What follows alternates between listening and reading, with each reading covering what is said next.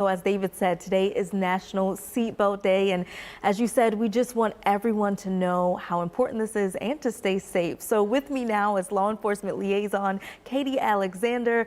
You're here with a seatbelt demo. It's so important for parents out there to know how to properly strap in their little ones. So tell me, what do we have here?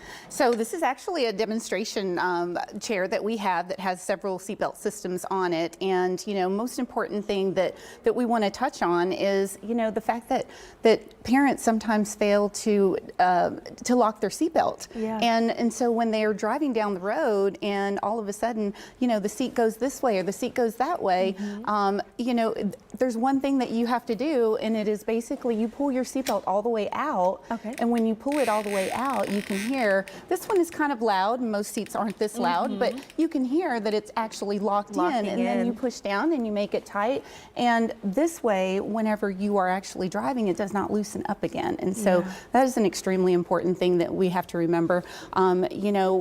Just with the Kaylee Mills Foundation, just talking about the mere fact that we have so many deaths on our roadway. We lost almost 4,500 people last year on our Texas roadways. We have gone, as of last Tuesday, unfortunately, every single day for the last 23 years. Last Tuesday, we hit 23 full years of not having a deathless day. And, the sad reality is when we lose 4,500 people on our Texas roadways, what's more sad about that is that nearly half of them are not wearing their seatbelts. All right.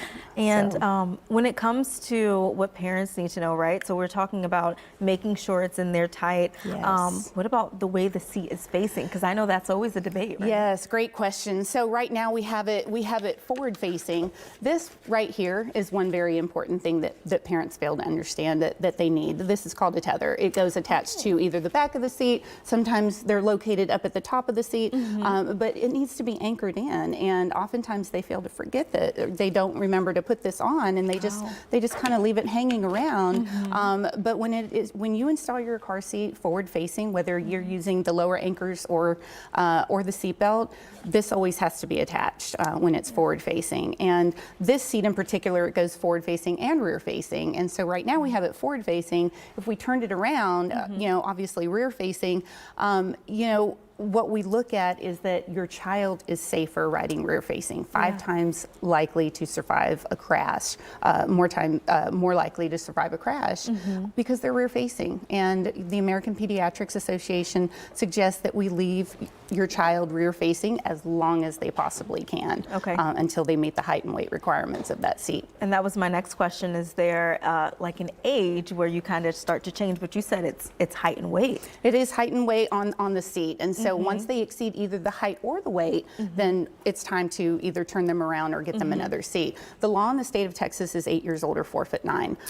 However, we often have parents come and they will ask us, well, what's the age? Well, just because your child is 8 years old, it does not necessarily mean that you don't have to have them in a booster seat. If they do not, if that seatbelt does not fit them properly, which is basically on the waist, not the stomach. So if you turn around today and your child's seatbelt is hitting this waist portion, it's time to put them in a booster. They need to be back in a booster state. They're not ready to be in a seatbelt yet.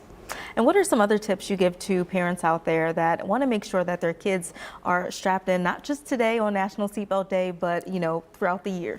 Well, one very important thing is that when teenagers tend to put their seatbelts on, oftentimes you will see them put it behind the back. Yes. Booster seats, same thing. They will sit in a booster seat. It's so easy because you're like, it's in the way. It's in the way. It's wrinkling my shirt. There's so many excuses. And so when it comes to a booster seat, the requirement for a booster seat is a lap and shoulder belt. This is why they're not allowed on airplanes. They're not approved for airplanes because you only have a lap portion. And so when it comes to booster seats, if you're buckling that in and it's going behind them, it's really not doing you any good. And so the same thing goes for adults and everybody else. The seatbelt is designed to go across that torso and on that waist portion, and that's where it needs to be, not the other way.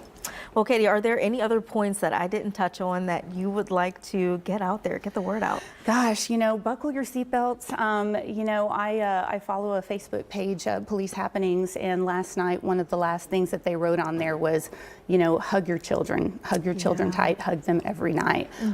You know, and just as we just saw with David and Wendy Mills, you know, not every parent has that opportunity to do that anymore, and it's a very sad reality for a lot of parents. I can tell you that when my son totaled my truck, my grown son totaled my truck, the one thing that I kept thinking about was, you know, how can I be mad when so many parents don't have that, you know, that opportunity to hug their child anymore because of that. And so, you know, buckle up. Today is National Seatbelt Day. We hope that everyone will buckle up and, you know, do it for your families. Don't be that person. And the fact that you're here and spreading the word just shows that you're doing your part when it comes to the roadways.